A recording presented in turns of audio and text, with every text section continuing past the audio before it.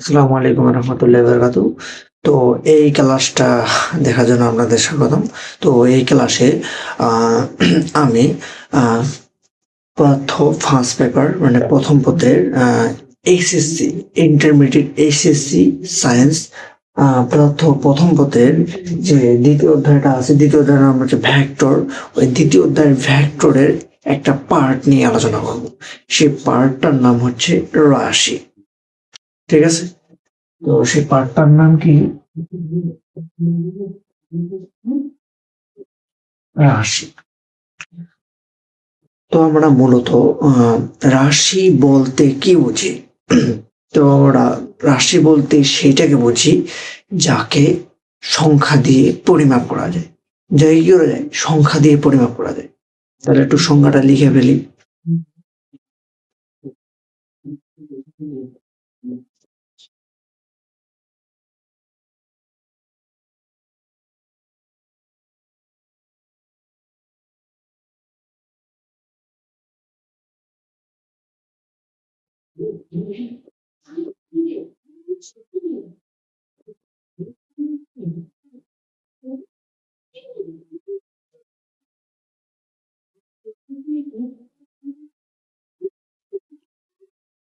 যাকে সংখ্যা দিয়ে পরিমাপ করা যায়, এখানে দেখো, এখানে লেখা আছে যাকে সংখ্যা দিয়ে পরিমাপ করা যায়। কি করা যায়? পরিমাপ করা যায়। মেনলি সেই জিনিসটা কি? কাকে আমরা সংখ্যা দিয়ে পরিমাপ করব? কোনটাকে আসলে সংখ্যা দিয়ে পরিমাপ করা যায়? যে কোনো বস্তুকে। কোনো একটা বস্তু হতে পারে, কোনো একটা রাস্তা হতে পারে, দূরত্ব দ্বারা পরিমাপ করা যায়। কোনো একটা বস্তুকে ভর, যে ওজনটা, সেটার দ্বারা পরিমাপ করা যায়। আহ, আরো বিভিন্ন কিছু উদাহরণ আছে। তো আমি এই দুইটা উদাহরণ দিয়ে মেনলি তোমাদেরকে বোঝানোর চেষ্টা করলাম যে যাকে সংখ্যা দিয়ে পরিমাপ করা যায়, মানে আসলে রাশি জিনিসটাকে, ওইটাকে আমরা রাশি বলবো যেটাকে পরিমাপ করা যাবে। যেটা কি করা যাবে? পরিমাপ করা যাবে। কোনোটা ঘূর্ণন, কেমন ঘুরলো, কয় পাক ঘুরলো, সেটাও কিন্তু পরিমাপ করা হলো। 3 পাক ঘুরলো অথবা 4 পাক ঘুরলো, অথবা ফ্যানটা অথবা একটা মানুষ, তাই সেটাকেও কিন্তু সেই 3 পাক বা 4 পাককে যদি প্রকাশ করতে যাই তাহলে সেটাকে বলবো আমরা রাশি। ঠিক আছে, যদি আমরা রাশি বলি। এখন দ্বিতীয় নাম্বার পয়েন্ট, ফার্স্ট পয়েন্ট গেল রাশি কি। রাশির সংজ্ঞাটা বুঝলাম যে যাকে পরিমাপ করা যায় তাকে রাশি বলে। এবার রাশির প্রকারভেদ দেখবো, ঠিক আছে না?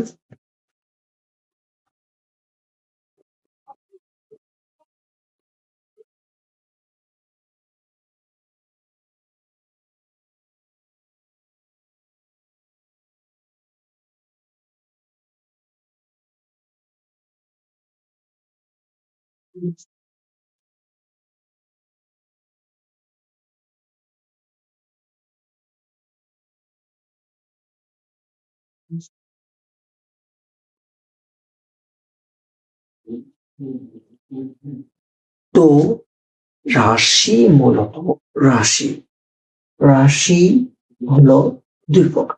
রাশি কয় প্রকার? 2 প্রকার। একটা হচ্ছে স্কেলার রাশি, আর একটা হচ্ছে ভেক্টর রাশি, তাই না? তো স্কেলার রাশিকে আর একটা নাম দিয়ে প্রকাশ করা যায়, ভেক্টর রাশিকেও কিন্তু আর একটা নাম দিয়ে প্রকাশ করা যায়। কিন্তু এই দুইটার নাম একটু সহজ, একটু লিখে দিতে হলে বুঝতে পারবে।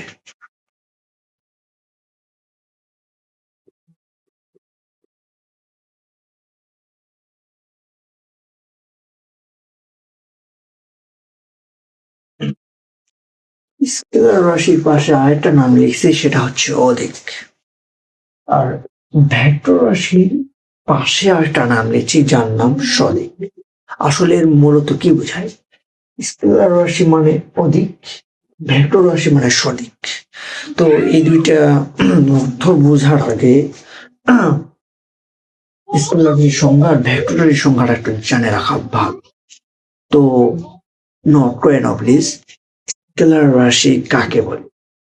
যে যার শুধু, যাকে পরিমাপ করার জন্য শুধুমাত্র মানের দরকার, যাকে পরিমাপ করার জন্য শুধুমাত্র মানের দরকার হয়, সেটাই হচ্ছে স্কেলার রাশি।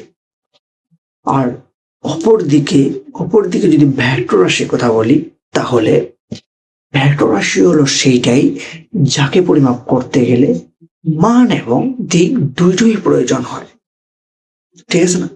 তাহলে কি স্কেলার রাশির ক্ষেত্রে শুধু মান, আর ভেক্টর রাশির ক্ষেত্রে মান ও দিক, তাই না?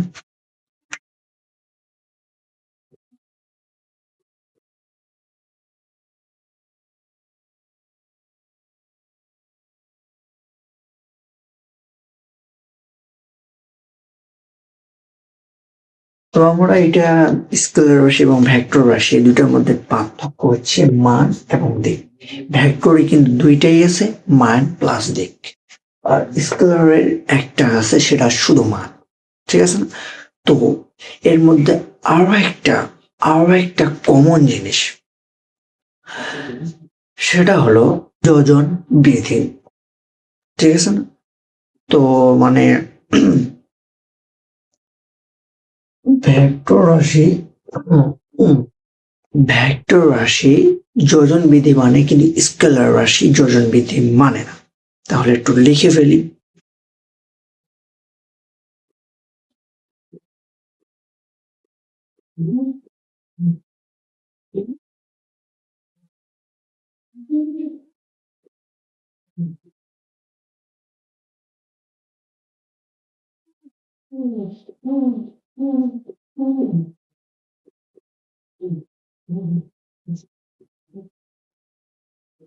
এখানে যা দেখতে পাচ্ছি আমরা, স্কেলার রাশি যোজন বিধি মানে না, আর ভেক্টর রাশি হচ্ছে যোজন বিধি মানে, ঠিক আছে না?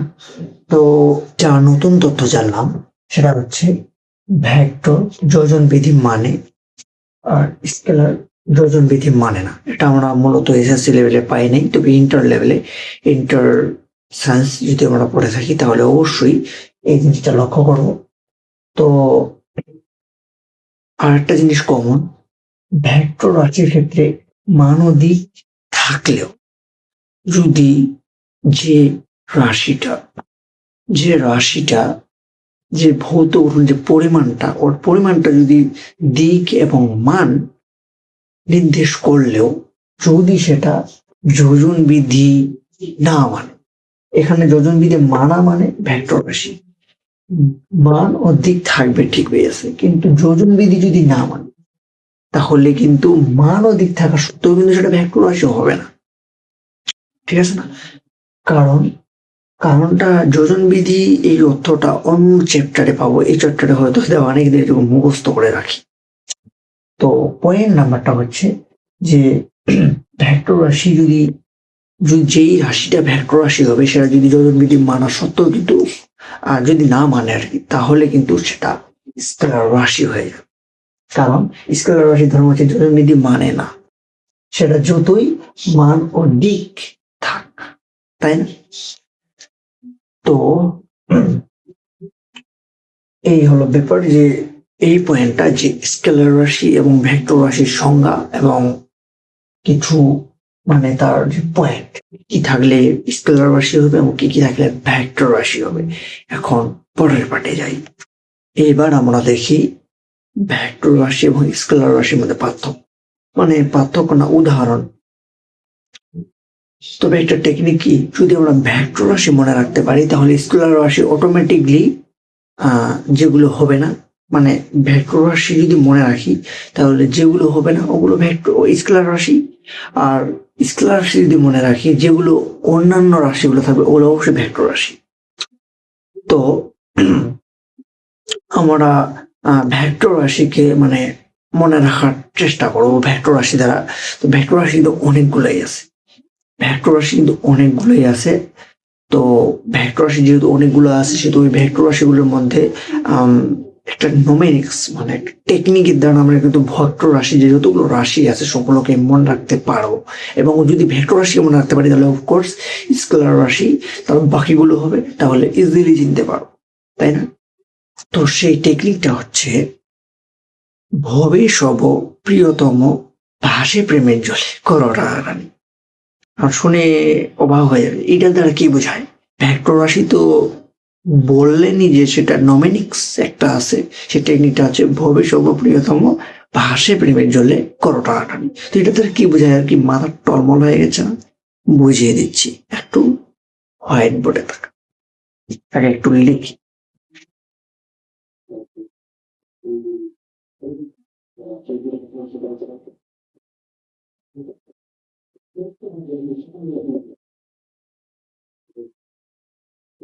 সেই টেকনিকটা এখন লিখতেছি।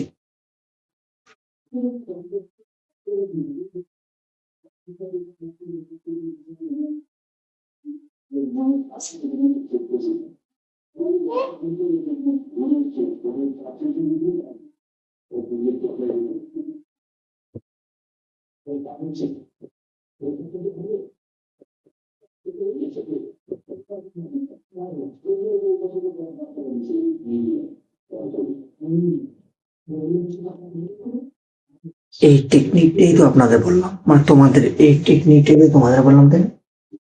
তো এই টেকনিকের ভিতরে তো এই জায়গায় দেখি যে এই জায়গায় কি টেকনিকটা তারা আসলে কেমনে, মানে কি এর মধ্যে আছে, মাথা তো কিছু ঢুকতেছে না। এখন দেখিয়ে দিচ্ছি। এখানে ভবে আছে, তাই না? এখানে ভবে আছে, ভবের ভটা দ্বারা কি বোঝায়? তার দ্বারা মেনলি বোঝায় ভরবেগ।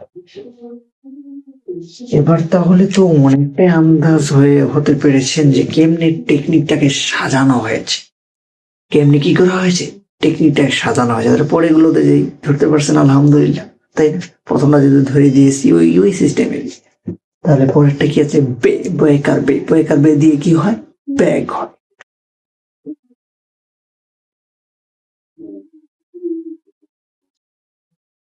আর দ্বন্দ্ব শুধু কি হয়, স্মরণ হয়। বতে কি হয়, বল হয়। পতে কি হয়, পতে হয় প্রাবল্য। ঠিক আছে না?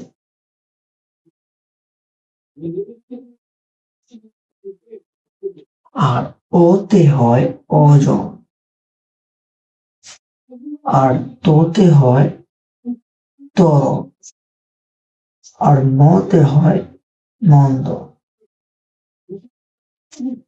আর ভতে হয়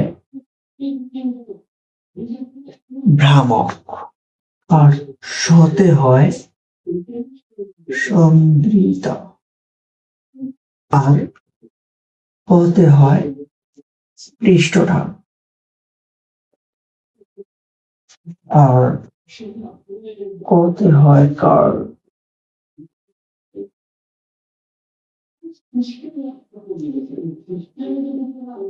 আর টতে হয় টক। তো কি বুঝলাম, ভবে সবু প্রিয়তম ভাসে প্রেমের ছলে করো টানাটানি। এটা আসলে ডোমিনিক্স বা টেকনিক। তো এই টেকনিক দ্বারা ভতে হয় ভরবেগ, বেতে হয় ব্যাগ, স্মরণ, বতে হয় বল, পতে হয় প্রাবল্য, অন্তস্থতে হয় অজন, তোতে হয় ত্বরণ, মতে হয় মন্দন, হতে হয় ভ্রমণ, সাথে সন্ধিতা, পতে হয় পৃষ্ঠটান, বাদ বাকিটা বাদ, বলে এটা শুধু জোড়া লাগানোর জন্য, এটাও বাদ। কোতে হয় টল, টানাটানি টতে হয় টল। এগুলো সব কিন্তু ভেক্টর রাশির উদাহরণ, আমরা এইভাবে মনে রাখতে পারি। তাহলে বাকি রাশিগুলো যেগুলো রয়েছে, তাহলে তো অবশ্যই বলা যায় যে সেই রাশিগুলো স্কেলার রাশি হবে। তাহলে এগুলো বাদে যদি কোনোদিন এমসিকিউ আসে যে যে সেটা হচ্ছে যে কোনটা নিচে স্কেলার রাশি অথবা ভেক্টর রাশি, যদি ভেক্টর রাশি চায় তাহলে এগুলো সবগুলো উদাহরণের ভিতর যে কোনো উদাহরণ একটা দেওয়া থাকবে, টেকনিক দিয়ে দেখে নেবেন। ভবিষ্যৎ প্রিয়তম ভাসে প্রেমের জলে করো টানাটানি, এখান দিয়ে কোনটা হয় পাটাম করে বের হয়ে চলে আসবে। আর যদি স্কেলার রাশির উদাহরণ হয় তাহলে অফকোর্সলি যে মানে স্কেলার রাশির কথা যদি বলে দেয়, বাকি তিনটা থাকবে ভেক্টর, একটা থাকবে স্কেলার। তো যেটার সাথে এই নমিনিস গুলো মিল খাবে না, সব নিঃসন্দেহে সেটা হচ্ছে স্কেলার রাশি। তো এই হচ্ছে জিনিস। তো তবুও স্কেলার রাশির দু একটা উদাহরণ দিলে হয়তো একটু ক্লিয়ার হয়ে যাবে। ভাইয়া একটু বললেন ঠিক আছে, তবুও একটু উদাহরণ দেন, একটু জানার চেষ্টা করি বা একটু জানি, তো দেখি।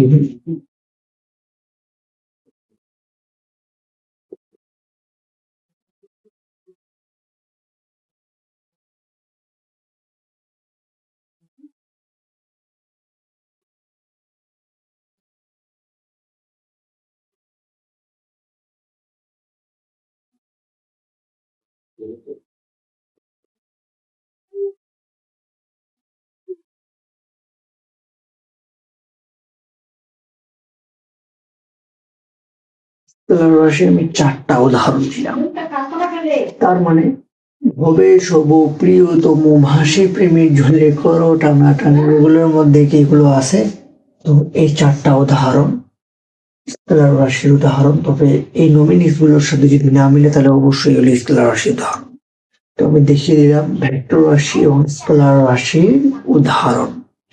তবে স্কেলার রাশিটা দেখিয়ে দিই, কারণ ভেক্টর রাশিটা যদি আমরা মনে রাখতে পারি তাহলে নিঃসন্দেহে স্কেলার রাশিটা অটোমেটিক মনে চলে আসারই কথা। তো নেক্সট নেক্সট যে রিফ্লেক্টিং মানে এরপরে জিনিসটাতে যাই।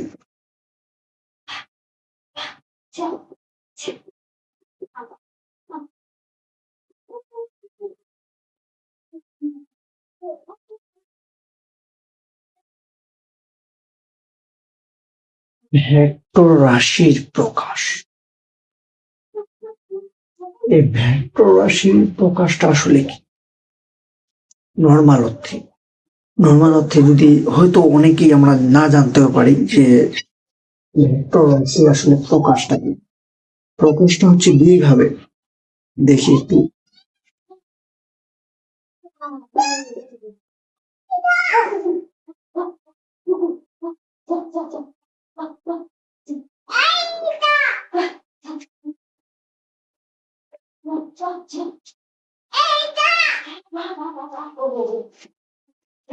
একটা হচ্ছে লিখিত আর একটা হচ্ছে জ্যামিতিক, তাই না? তো লিখিতটা কি, জ্যামিতিকটা কি মাথা ঘুরে যাওয়ার কথা, যে আমাদের বিভিন্ন রকম প্রতীক রয়েছে, এই ধরনের প্রতীক, এই তারপর হচ্ছে এই তারপর হচ্ছে এই তারপর হচ্ছে এই যে একটা বল, মাথায় তো এই চারটাই আসার কথা, তাই না? মাথায় তো এই চারটাই আসার কথা, তাহলে এখানে লিখিত আর জ্যামিতিকটা কি আসলো, তাই না? মাথা ঘুরে যাওয়ার কথা। তো এখানে ভেক্টর রাশি প্রকাশের ক্ষেত্রে এই জায়গায় এই চার, সরি দুঃখিত দুঃখিত, ভুল করে ফেলছি, যে এই চারটা হবে লিখিত, তাহলে জ্যামিতিকটা কি হবে একটু দেখাই। লিখিত হচ্ছে,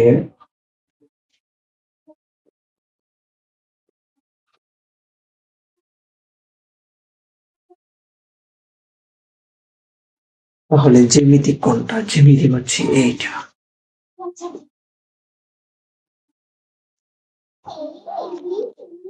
মানে দিক বুঝাচ্ছে না, কারণ ভেক্টর রাশিতে পড়তেছিলাম মান প্লাস দিক থাকবে, থাকবে না? তো সেক্ষেত্রে জ্যামিতিক ভাবে এই দিকটা।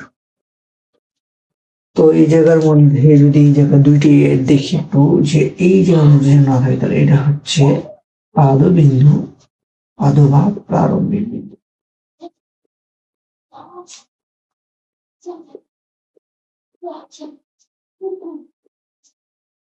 আর এই যে তীর চিহ্নটা, এটা হচ্ছে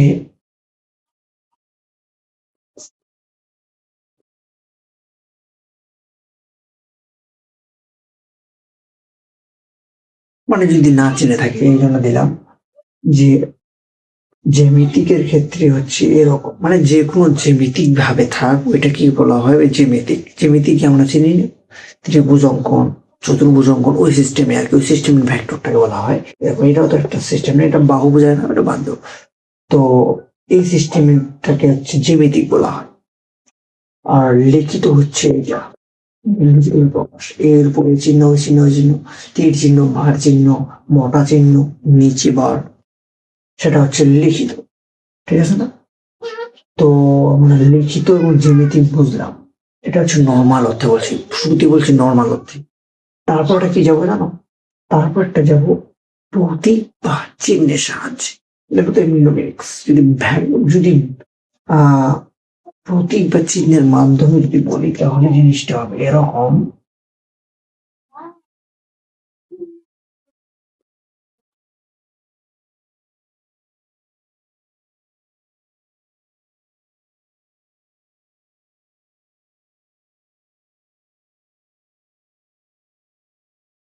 সেটা হবে এরকম।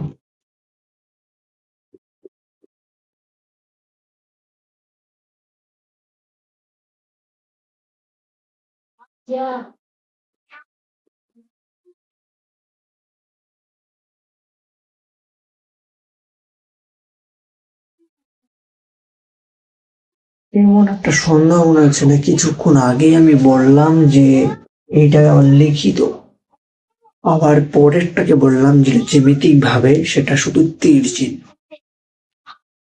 তো ওদের ক্ষেত্রে ওই প্রতীক অথবা চিহ্নের মাধ্যমে, মানে প্রতীক অথবা চিহ্ন যেটাই থাক না কেন তার প্রতীক অথবা চিহ্ন রাখতে হবে।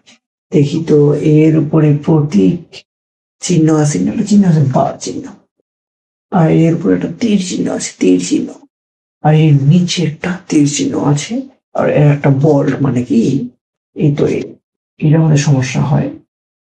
এই যে এই জায়গায় একটা মোটা করে, এটা একটু সরু, সরি একটু বেশি বোল্ড হয়ে গেল। তো মানে দুইটি বোল্ড হবে, একটা বোল্ড হতে হবে, একটা বাহু। এই যে এই একটা বাহু না, এইটাকে বোল্ড হতো। অথবা অথবা এইটা না দিয়ে তুমি এইটাও দিতে পারো। এই তো, এই যেটা,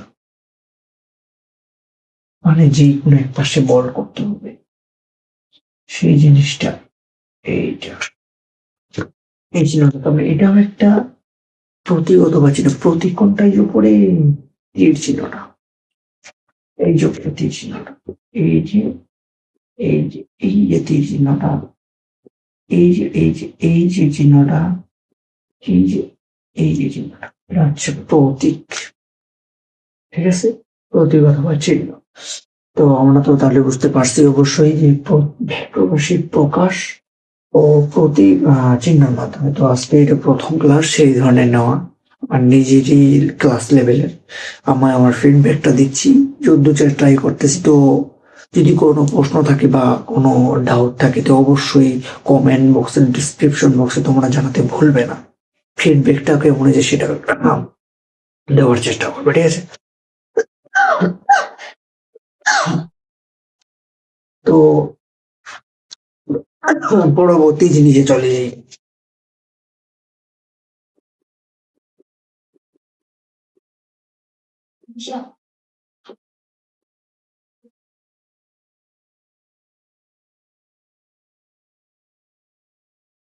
ভেক্টর রাশির মান প্রকাশ করবো কিভাবে? ভেক্টর রাশির মান, ভেক্টর রাশি নয় তার মান, ভেক্টর রাশি নয় তার কি মান, তাই না? মানটা এই রাশিটা নয়। তো ভেক্টর রাশি যদি মানের কথা বলে তাহলে দেখি একটু মনে করো যে ভেক্টর রাশির মান, তো দিয়ে দেই যে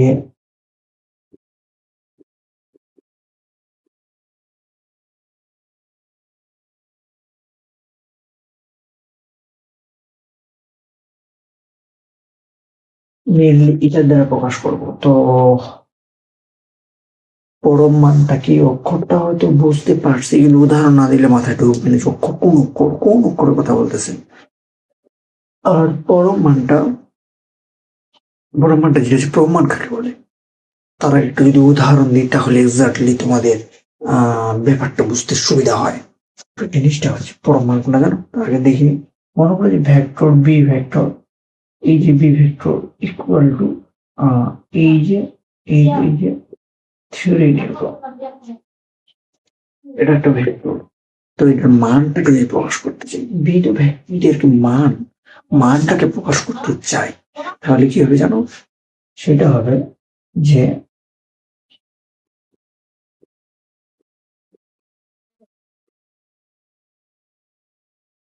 যেটাই হচ্ছে পরম মান।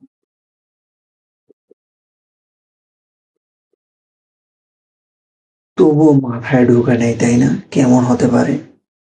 পরম মান মানে ওইটা, ওইটা পরম মান, এইটা, এই যে যদি এই আকারে থাকে তাহলে দেখো এই আকারে আছে কিনা, আসে না? এই আকারে, এই যে এই আকারে, এই আকারে যদি এই দুইটা টানের ভিতরে যদি বি না থাকে সি থাকতো, এই জায়গায় বি ভেক্টর না থাকে যদি সি ভেক্টর থাকতো, তাহলে অফকোর্স এটা হয়েছে। দেখি একটু, এই যদি এটাকে বি না করে দিই, সি করে দিলাম, সি, তাহলে অফকোর্স এটা বিটা হয়ে যাবে সি। মানে পরম মান বোঝাতে গেলে দুটা টান দিতে হবে, এটাই হচ্ছে পরম। তার ভিতরে ভেক্টরটা থাকবে, কিন্তু খালি যদি ভেক্টরটা থাকে তাহলে সেটা শুধুমাত্র ভেক্টর রাশি বোঝাবে, তার মান নয়। Mind it. তারপরে কি বলছে অক্ষর, অক্ষর মানেটা কি? অক্ষর জিনিসটা হচ্ছে সেইটা যেটা হচ্ছে, দেখি একটু, যে অক্ষর জিনিসটা হচ্ছে সেইটা খালি আছে,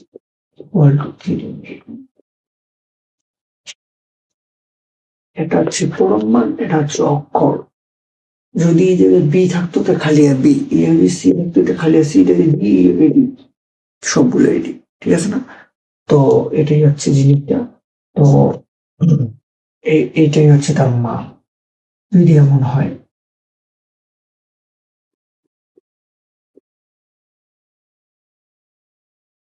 এইটাই পসিবল।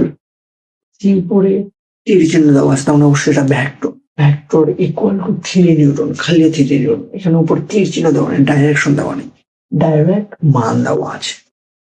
এটা কি আসলে সম্ভব যে উম একটা ভেক্টর মানে এটা কি ইকুয়াল করা সম্ভব? একটু ভিডিওটা আটকিয়ে আহ উত্তরটা দেওয়ার চেষ্টা করো কমেন্ট বক্সে। মানে তোমাদের ভিডিও মানে তোমার উত্তরটা রাইট হয়েছে কিনা, রাইট না হলেও মানে যাচাই করার জন্য এখন দেখে নিতে পারো, একটু আটকে নাও, ঠিক আছে? তো ফাইনালি বলে দিই, হয়তো তোমরা ডিসক্রিপশন বক্সে উত্তরটা দিয়ে দিয়েছো, এখন তোমরা মিলিয়ে নাও যে এটা আসলে রাইট কিনা, যেটা আসলে ইকুয়াল যে করা আছে ঠিক কিনা, সেটা আসলে রং। কেন? কেন রং? খালি এস ইকুয়াল টু 3 নিউটন, থ্রির উপরে খালি S equal to 3 newton, C এর উপরে একটা তীর চিহ্ন দিয়ে দিতেই কি এখানে 3 নিউটন কেন হবে না? যদি ভালোভাবে বুঝতে চাই, সি ভেক্টর, সি তীর চিহ্ন মানে কি বোঝায়? Vector, vector. তো ভেক্টর ইকুয়াল টু কি? মান প্লাস দিক, কি?